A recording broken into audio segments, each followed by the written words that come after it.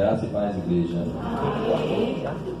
Eu gostaria de iniciar agradecendo a Deus pela oportunidade, agradecendo a Deus pelo dia de hoje. E queria dizer que eu não sou pregador, eu apenas vou fazer uma breve reflexão. Pastor, fico feliz em ver o senhor aqui na igreja, só que assim, a reunião depois das 8h30, o senhor já está aqui. Mas tudo bem, vamos lá. Irmãos, vamos abrir nossas Bíblias no livro do Evangelho de Mateus, capítulo 16, versículo 24.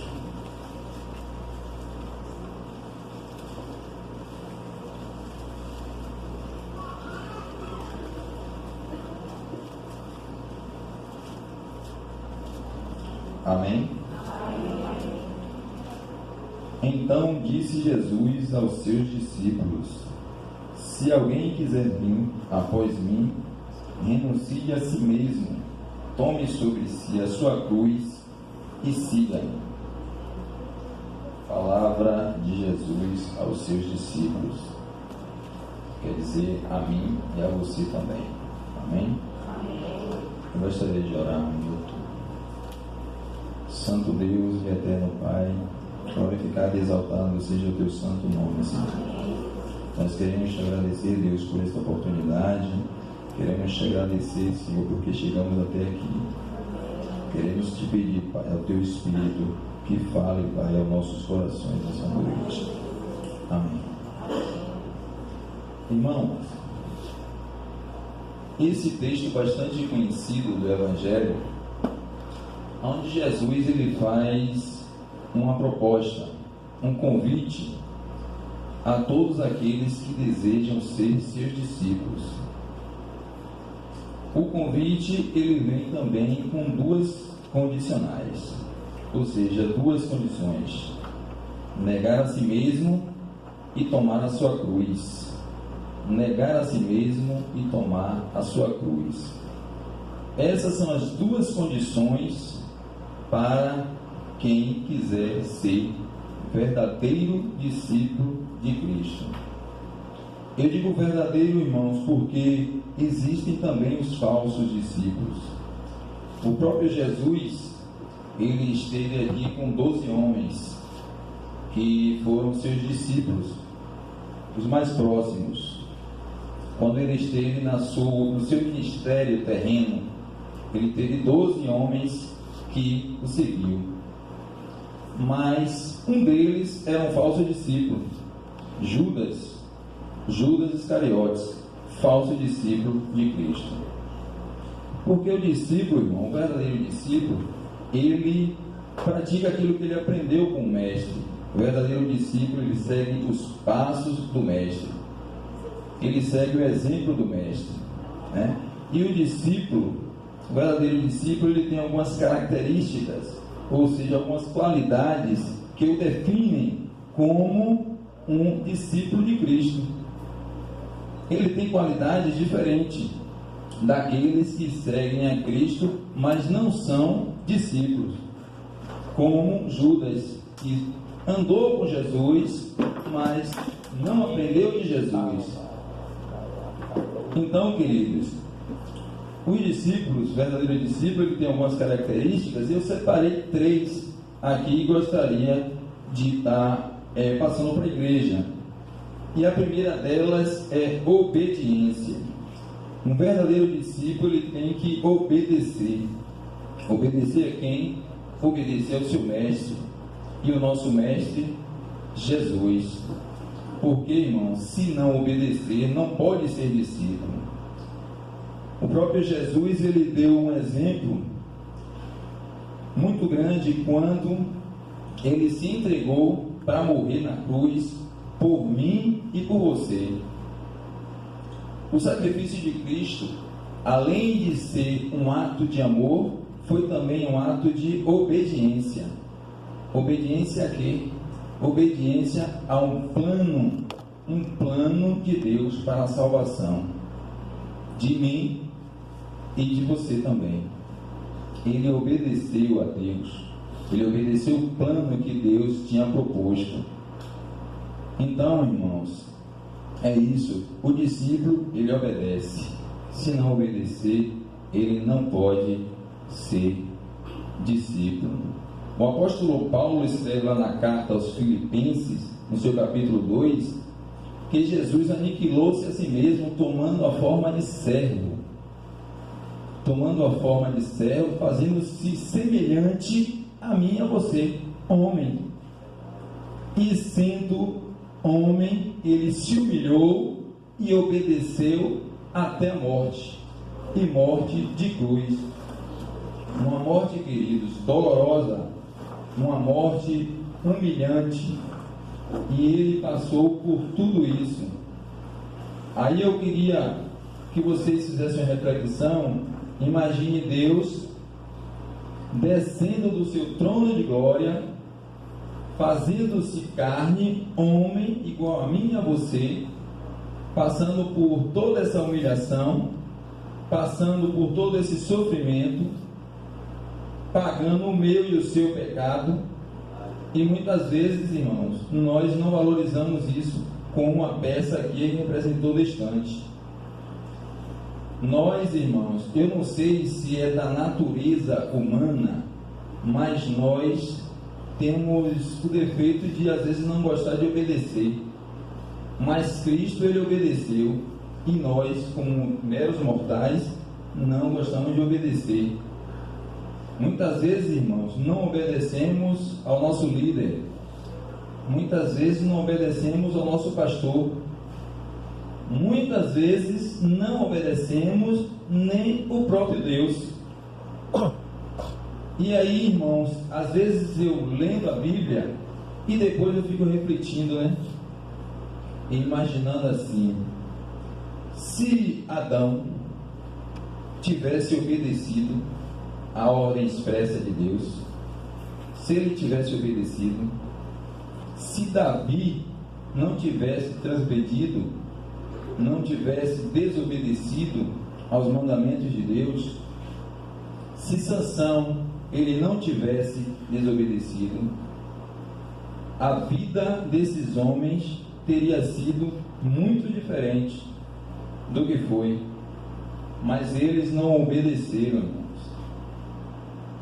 E eu quero te dizer, irmãos, que toda ação nossa, ela gera uma consequência, que pode ser positiva ou negativa.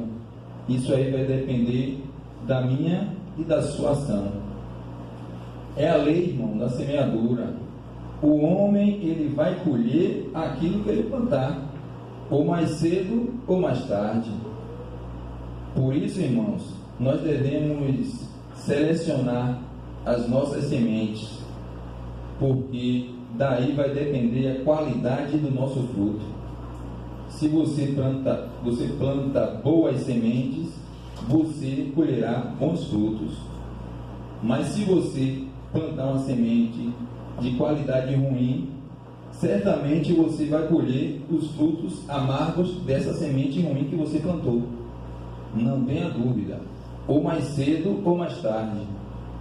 Porque às vezes a gente fica plantando semente ruim ao longo da vida e mais tarde aí fica pensando que nunca vai colher.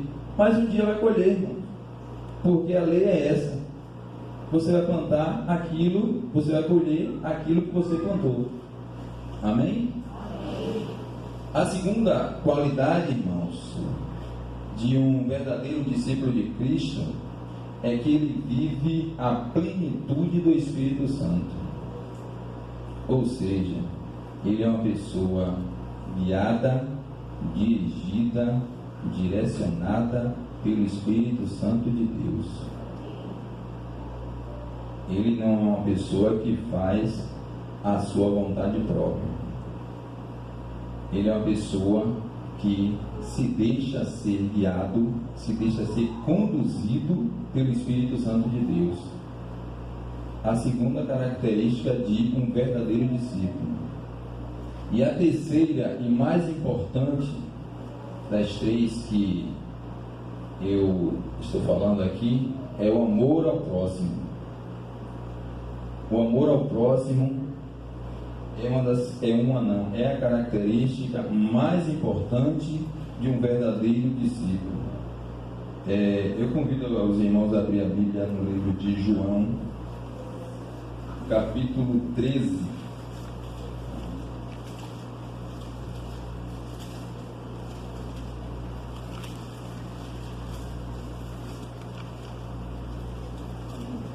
Versículo 34 e 35.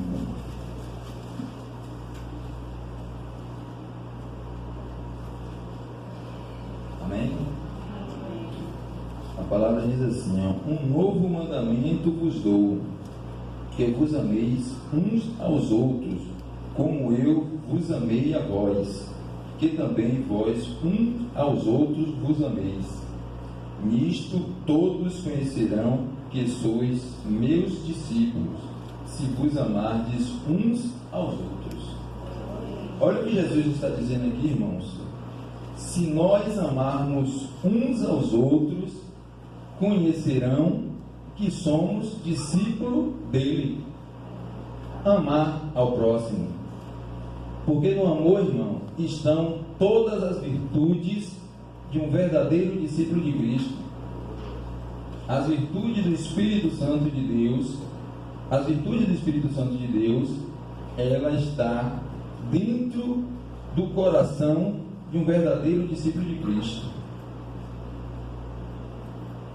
E, queridos, um discípulo, quando ele ama o seu próximo, ele não calunia o seu próximo.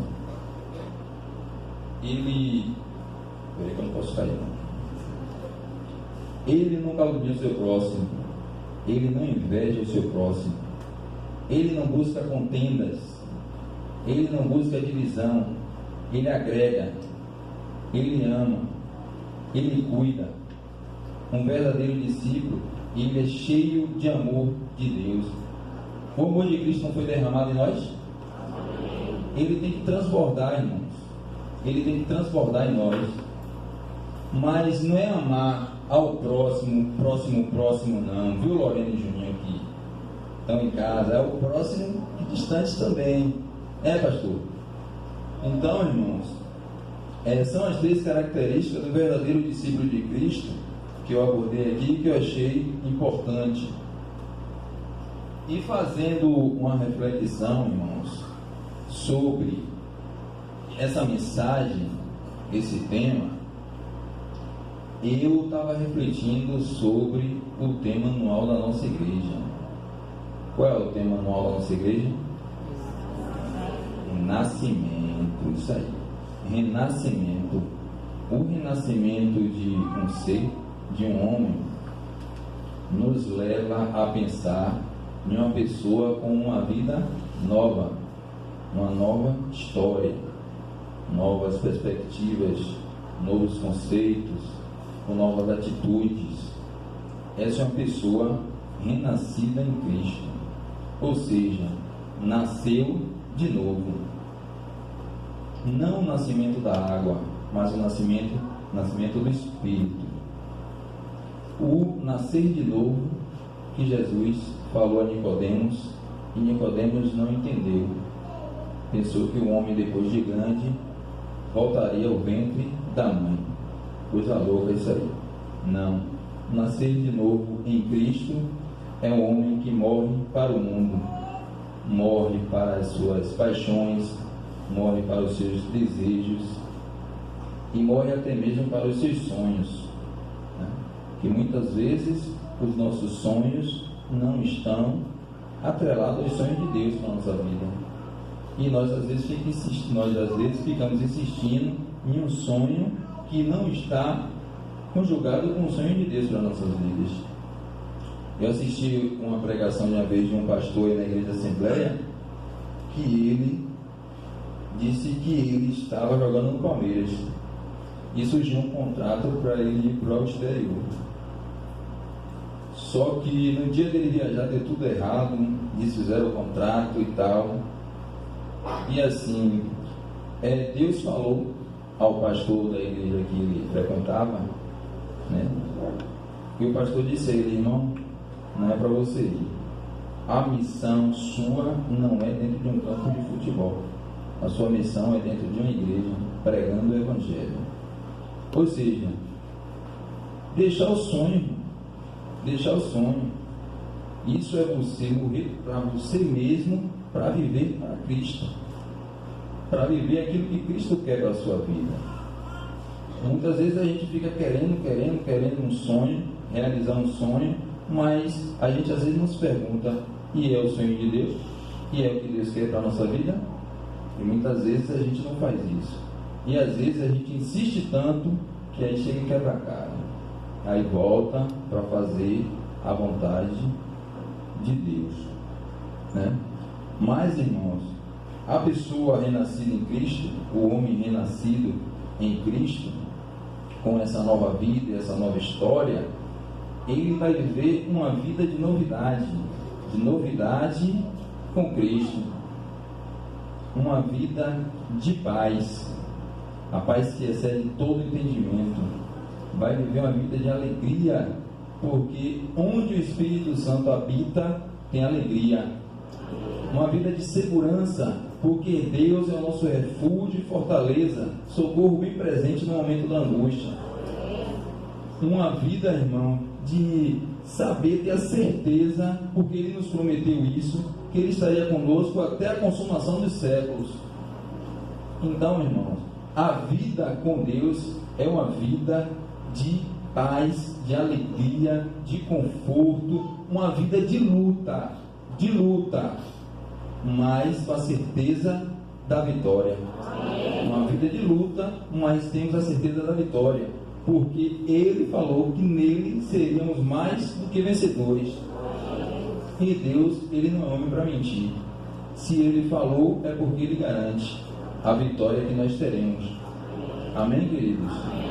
Então, irmãos, eu, assim, fazendo essa reflexão toda desse tema, aí eu parei e disse, o que eu vou pregar tem a ver também com o tema anual da nossa igreja. Não sei se vai ter o tema do ano todo, mas pelo menos é o que está sendo passado, né? E será o tema, e é um tema muito importante, porque a igreja ela precisa ter um renascimento, né?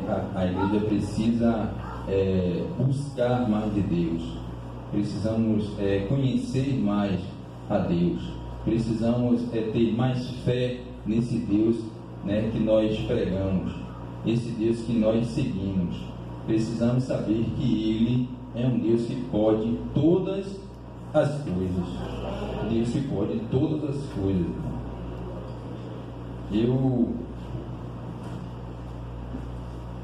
Irmãos, essa nova vida em Cristo vai requerer de nós renúncia todos os dias, negar a nós mesmos todos os dias. Por quê? Porque somos tentados todos os dias, irmãos. O pecado, ele é algo que não dá trégua. Não é porque você se converteu, que você serve a Cristo, que você está livre do pecado, não. Você não é mais escravo do pecado, mas ele parece que fica nos rodeando para encontrar em nós um deslize para que ele possa agir. Mas, irmãos, depois de conhecer esse Deus, a nossa natureza velha, com as nossas manias, elas foram crucificadas com Cristo na cruz, porque os nossos pecados também foi crucificado, e nossa velha natureza pecaminosa, ela também foi crucificada com Cristo na cruz. Então, queridos, esse convite, essa proposta que Jesus fez para cada um de nós, ela é um tanto desafiadora, porque, como eu já falei, o homem, não sei se por orgulho, mas ele é difícil de negar a si mesmo, a sua vontade, né? Então é uma proposta desafiadora por isso, porque a gente tem que estar alinhado à vontade de Jesus.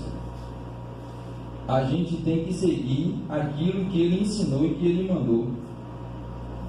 E essa velha natureza nossa, às vezes, ela quer aflorar, de querer ser independente. Mas não existe mais, como é, pastor, que o senhor fala? Não existe mais, só tem um árbitro, que o senhor fala. Não tem mais livre-arbítrio, não, irmão, só tem um árbitro.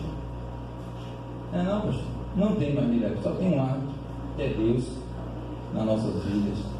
Então, irmãos, que Deus nos ajude, que sejamos verdadeiros discípulos de Cristo, homens e mulheres criados em justiça, verdade e santidade, para glorificarmos o nome do nosso Senhor Jesus Cristo. Amém? Eu fico por aqui e agradeço a oportunidade.